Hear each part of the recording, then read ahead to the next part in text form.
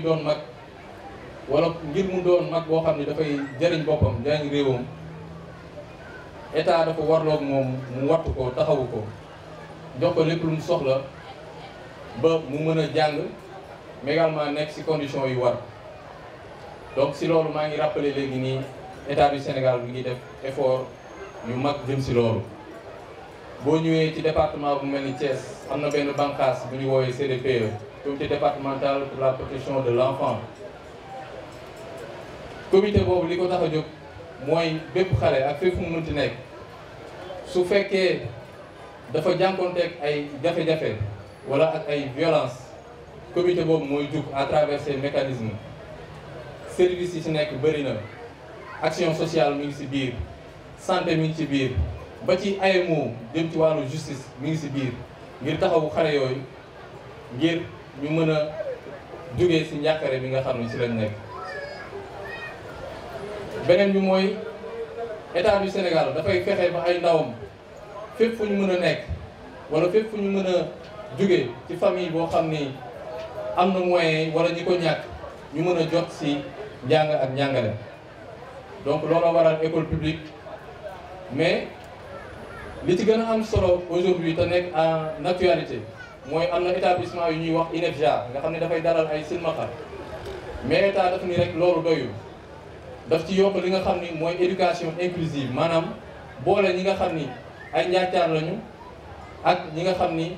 xëy na ay silmaxa lañu ci même classe te loolu bu koy def daf koy boole ak ay mesures d'accompagnement boole ko ak ay accompagnant nga xam ni ñoom ñooy traduire li ñuy wax alphabet braille ci alphabet français donc pour permettre xale yooyu ànd ak seeni naataango jàng même cours yi même enseignement yi. léegi maa ngi koy fàtte ci sama discours en français pour wax ni les personnes à mobilité réduite muy les personnes handicapées ñooñu aussi état bàyyiwu leen ginnaaw parce que léegi ci procédure marché public yi entrepreneur bu gagné marché dañ lay exiger ci sa modèle construction nga prévoir ci loo xam ni maanaam ay rampe yoo xam ni ku toog ci chaise sax boo duggee ci établissement sanitaire muy hôpital wala école dañ ci mën a doxantu nu mu la neexee comme ñu yore seen i tànk donc ay effort la yu état bi di def ñu war ko relever naam xam nañ ni doyul moo tax li ngeen fi wax léegi à travers seen discours yéen xale yi wala à travers prestation yi nga xam ni def ngeen ko léegi dégg nañ ko te ñi si war a jot dinañ si jot te incha allah dinañ ci xar seen tànk tubéy ba lépp li ngeen ci xaar ngeen mën si jot lu kawe seen jot maa leen sant leen gërëm merci. Mamadou Mbaye directeur des programmes et des parrainages de Child Fund Sénégal. tey jii dañu daje woon pour mën a sargal xale yi nag ni ma ko waxee sànq ci sama discours du tey rek ndax ñoom bés yëpp seen i bés la bés yëpp ba saa yu way jur yu jógee ñi ngi taxawu xale yi di seet li nga xam ne moom mooy seen soxla mooy seen bëgg-bëgg mais également fexe ba benn gaañ-gaañ war leen mën a dikkal ñu fexe ba ñu jàng fa ñu war a jàngee taxawul leen ñu ànd ak wér mën a jàng mën a jariñ seen bopp jariñ seen njaboot mais également jariñ li nga xam ne moom mooy réew mi kon tey bés bu symbolique la rek ñu daje ci cadre semaine de la protection de l'enfant bi nga xam ni moom la ministère de la famille et des solidarités tëral ci joxoñu Union africaine nga xam ni 16 juin mooy bés bi nga xam ni moom la ñu tànn pour mandargaal bésu xale yi ñoom ñu boole ñu ci dugal ci activité bi nag li nga xam ni moom moo koy mandargaal li ci ëpp solo mooy comité réseau bi nga xam ni taxawal nañ ko ci au niveau national nga xam ne ay xale ñoo ci nekk ay waxambaane ak i njangamaar ñoo ci nekk ñoo xam ne seen li ñuy xaar ci ñoom mooy lépp loo xam ni soxla la jëm ci xale yi jëm ci seen bopp ñoom ñu mën koo jël xam ko mën ko wesaare waaye tamit jéem a waxtaan ak kilifa yi pour que lépp luñ ci mën a def ba yooyu mën a saafaraw ñu def ko. jafe-jafe yi moom bari na xam naa ni li ñu am ci ay avantage bari na waaye jafe-jafe yi aussi bari na ndaxte war a jàng bëgg a jàng te amoo foo jànge wala amoo moyen yoo jàng loolu jafe-jafe la loolu defe naa ni état bi mi ngi ciy dox waaye nag am na lu des xale yi nga xam ni dafa mel ni yenn saa yi ñu am ay métital yoo xam danay dal ci seen kaw ñi koy def naam xëy na lu baax lañ ci jublu waaye loolu mën na indi ay gàllankoor ci développement xale bi mën na indi ay gàllankoor ci ni xale bi war a màggee mais ñi nga xam ne également ci jamono li xew muy internet nga xam ni xale yi sopp nañ ko lool xale boo gis am na téléphone am na connexion boo xam ni ngi ciy dugg waaye internet njariñ la waaye tamit ay musiba mi ngi ci musiba yoo xam ne tamit bëgg nañu kilifa yi tax am na jéego yu ñu ci def waaye dañu bëgg ñëpp dugal ci seen loxo moo xam way jur yi la moo xam ñi nga xam ne ñoo jiite quartier yeeg koñ yi waaye képp koo xam ne yaa ngi jànkonte ak i xale nga bàyyi xel ci loolu pour mën a leen a yee pour que loolu tamit gàllankoor ya ca nekk ñu mën koo moytu. kayitu juddu yi aussi. kayitu juddu yi tamit effectivement ndax gis ngeen examen bii passé heureusement gouvernement bi may na ñëpp ñi nga xam ne amuñu kayitu juddu ñu mën a def examen waaye bu doon ci temps normal loolu du mën a am. kon balaa ñuy agsi ci foofa ba gouvernement bi di jël ay décisions exceptionnelles nañu jéem a fexe ba liggéey ci biir kër yi yaay ju ne xam ni mën nga déclarer sa doom papa ju ne xam ni mën nga déclarer sa doom bu weesoo ñooñu sax ñi ci biir kër gi te bokk ak xale bi wala kilifa gi nekk ci koñ bi su xamee ni doomu diw déclaré wuñ ko yoon may na ko mu mën a jël ay matuwaay ba ñu déclaré ko donc loolu tamit mu nekk gàllankoor boo xam ni mi ngi fi ñu ciy liggéey xale yi nga xam ne tàggat nañ leen ñoom ñëpp ci naka la ñuy mën a defee plaidoyer loolu bokk na ci seen liggéey bi nga xam ne bëgg nañ ko def. mairie yi li ñuy xaar ci ñoom sax ñi ngi def yi jéego waaye li ñuy gën a xaar ci ñoom mooy bu ñuy tëralati seen i budget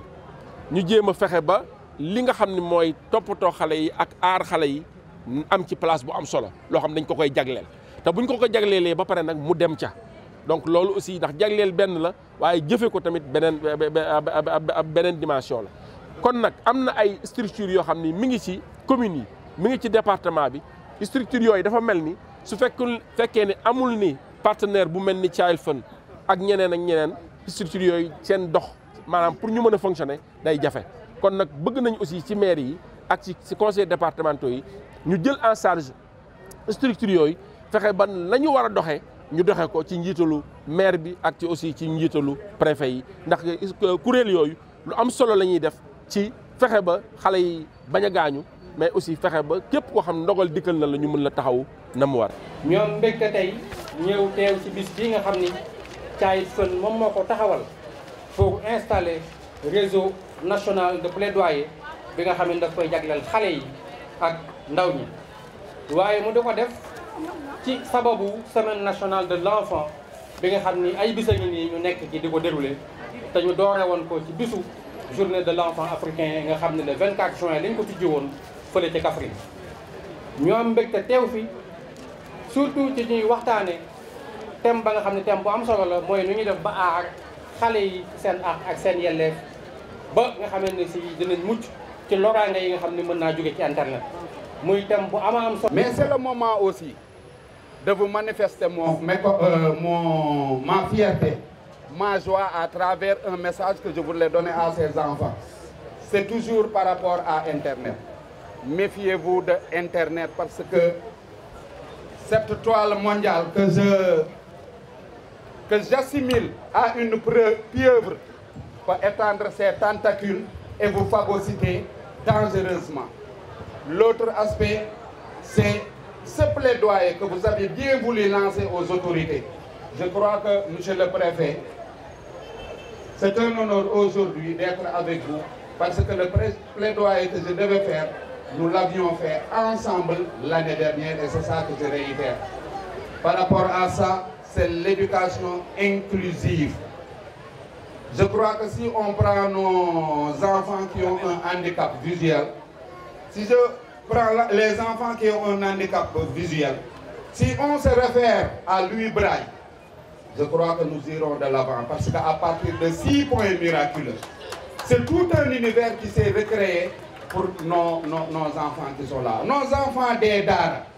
les enfants qu'on appelle communément des talibés, ils ont droit à l'éducation. Offrons-leur l'opportunité qu'on a offerte aux autres que l'on croit normaux alors que nous tous, nous sommes imparfaits. Donc ce sont les deux messages que je voudrais camper. Les autres ne sont que des remerciements qui vont à l'endroit particulièrement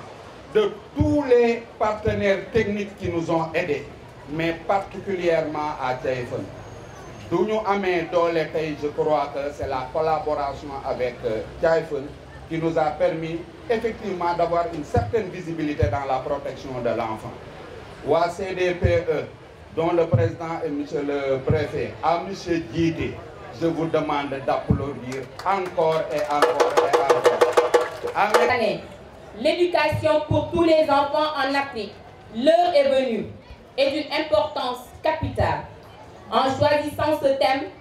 nous sollicitons votre engagement envers une éducation qui respecte les besoins individuels de chaque enfant et qui soit accessible à tous sans distinction. Une éducation de qualité est le fondement du développement de nos sociétés et de notre épanouissement. L'importance de ce thème réside dans son impact profond sur notre avenir. Une éducation adaptée et obligatoire garantit que chaque enfant puisse développer son potentiel, acquérir des compétences essentielles et participer activement à la construction d'un avenir meilleur. C'est en investissant dans notre éducation que vous pouvez espérer réduire les inégalités, promouvoir la justice sociale et assurer un développement durable pour notre continent. Cependant, à l'ère du numérique, nous devons également être conscients des opportunités et des menaces que présente l'éducation en ligne. Les technologies numériques offrent des possibilités incroyables pour enrichir l'apprentissage, améliorer l'accès à des ressources éducatives et favoriser l'inclusion. Elles permettent aux enfants d'apprendre à leur propre rythme, de découvrir de nouvelles connaissances et de se préparer pour un avenir technologique. Toutefois, ces avantages s'accompagnent de défis considérables. Nous sommes souvent exposés à des contenus inappropriés, à la cyber-intimidation et à des risques de sécurité en ligne. La fracture numérique reste un problème majeur, privant les enfants des communautés les plus défavorisées des opportunités offertes par l'éducation en ligne. Il est donc crucial que vous mettiez en place des mesures de protection robustes pour garantir un environnement d'apprentissage sûr et inclusif. À cet égard, j'invite toutes les autorités présentes ici à faire de la protection de l'enfant une priorité absolue. Nous aimerions que vous élaboriez des politiques de protection efficaces, renforcer nos systèmes de surveillance et sensibiliser les enfants, les parents et les enseignants aux dangers potentiels de l'Internet. Une appropriation soutenue et une budgétisation sensible à la protection des enfants par les collectivités locales sont essentielles pour garantir que les ressources nécessaires soient disponibles pour soutenir ces initiatives. Le lancement officiel du réseau national, initié par Tchaïfun, pour encourager la participation active des enfants et des jeunes dans toutes les questions les concernant, est également fondamental. Ce réseau doit être un espace où nous, enfants, pouvons exprimer nos opinions, partager nos expériences et contribuer à la formulation des politiques qui nous touchent directement. Notre participation active est non seulement un droit, mais aussi un moyen efficace de nous assurer que nos besoins et préoccupations sont pris en compte. Pour terminer, permettez-moi au nom de mes camarades de remercier tous ceux qui œuvrent inlassablement pour notre protection et notre bien-être. L'État du Sénégal, à travers le ministère de la Famille et des Solidarités, et tous les ministères sectoriels impliqués dans la protection des enfants, ainsi que nos partenaires techniques et financiers, les ONG comme Tchaïfun, les partenaires locaux ici présents, ONG de Bawol, Kadior Djanken de Thiès, Bimbaya de Ziguinchor, Piliop de Mbour, Penchum Dakar de Dakar, Fodé de Kolda et toutes les structures membres du CDPE de Thiès pour leur travail infatigable et leur engagement sans faille. Je ne saurais terminer sans pour autant féliciter, remercier et encourager mes chers camarades, enfants et jeunes pour leur engagement et leur détermination pour promouvoir leurs droits. Merci de votre attention et de votre engagement pour un avenir meilleur des enfants. Vive l'éducation pour tous les enfants en Afrique. Vive l'éducation pour tous les enfants au Sénégal. Merci beaucoup, Mary.